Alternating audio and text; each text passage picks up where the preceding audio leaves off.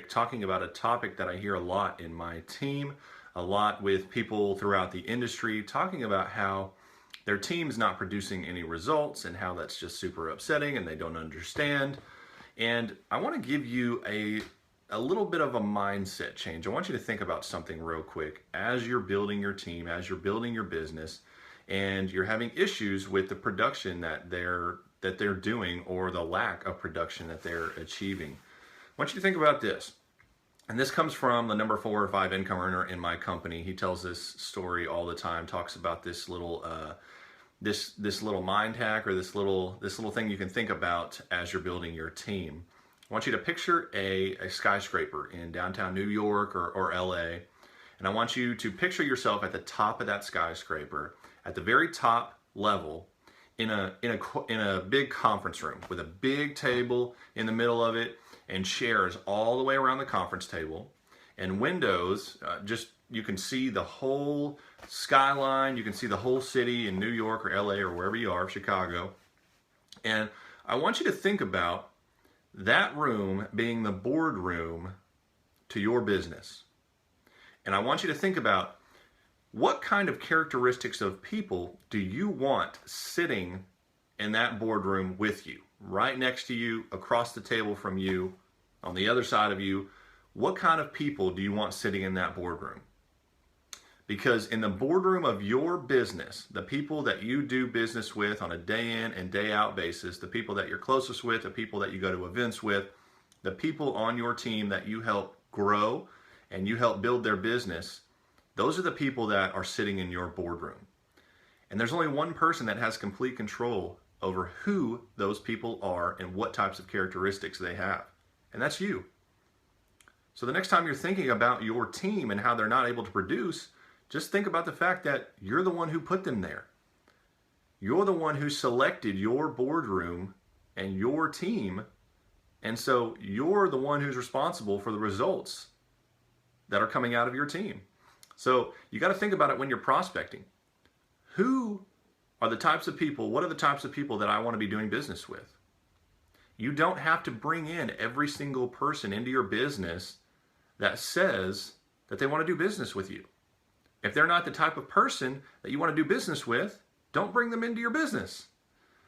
You have to know what you're looking for. You have to know what your target market audience is and go out there and get them. It may take you a little longer to prospect them and to find them, but once you find them, you're going to be able to run with them. And so you think about that as you're building your business. Who do you want sitting right next to you? And I'll tell you a story from the same guy who gave us this training several times before. He's number 4 or 5 income earner, and so you can imagine the number of people he has on his team, the number of customers that he has, and the lack of time that he actually has, and how important you really need to be to get a sit down with him and all that kind of stuff. And so he's pretty well known throughout my company, well known throughout the industry, and so he lives up in the Northeast in the New York area. And he had a guy call him just out of nowhere, didn't know who he was. He lived about 5 hours away from this guy, and this guy called him and said, "You know, Ray, I've heard a lot about you. I've heard about what you're doing. I've heard about the company you work with. I have to work with you. I want to be on your team. I want you to be my mentor, you to be my coach. How can I work with you?" And Ray said, "Well, you know, I don't just work with anybody. You know, you really got to be deserving of my time. You got to be money motivated. You got to be teachable. You got to be coachable. And you got to have, you know, grit and drive." And the guy was like, "I got all that. I'm there 100%. Let's do this. I want to be on your team. What do I have to do?" And Ray was like, "Well, there's a business presentation not too far from you that I wasn't planning on going to. It's on Monday night. And it's about 5 hours away. They were like 5 hours away from each other. And so Ray said, "I'll go to that meeting. Meet me there on Monday night and we'll talk." Now, mind you, this is a number 4 or 5 income earner in my company, making millions of dollars on a consistent basis. And he says, "I'll go personally meet with you because you seem so highly motivated and like you would be good in my boardroom." And the guy says, "Well, you know, Monday night isn't the best night for me. You see, that's the championship night for my darts tournament at the local bar." And Ray said, "You know what? I think you should probably lose my number." I don't work with types of people like you. I don't have time for people like you. You're not motivated. You're not 100% on board. You're not ready to change your life. And this guy had some life circumstances that definitely need to be changed. And Ray was like, I think you just need to lose my number.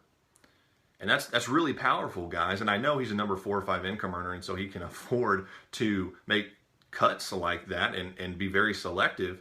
But as you grow your business and you step into leadership roles, you're going to realize that you need to be selective about who you give your time to and who you allow coming into your business. I don't know that I would have had the gumption to do something like that, but that just goes to show the power of the leaders in this industry and the top earners, how selective they are about who they work with and who they give their time to and who deserves their time. And on the flip side of that, guys, you also need to think, am I the type of person? Do I have the type of qualities and the type of drive and the daily motivation to be desired in my sponsor or upline's boardroom? Because they are selective, they can be selective about who they bring into their business. Am I the type of person that my sponsor would want in their boardroom? So if you're not, you need to change what you're doing on a daily basis so that way you can be desirable to your sponsor and to your upline, and they can feel that you're worth their time.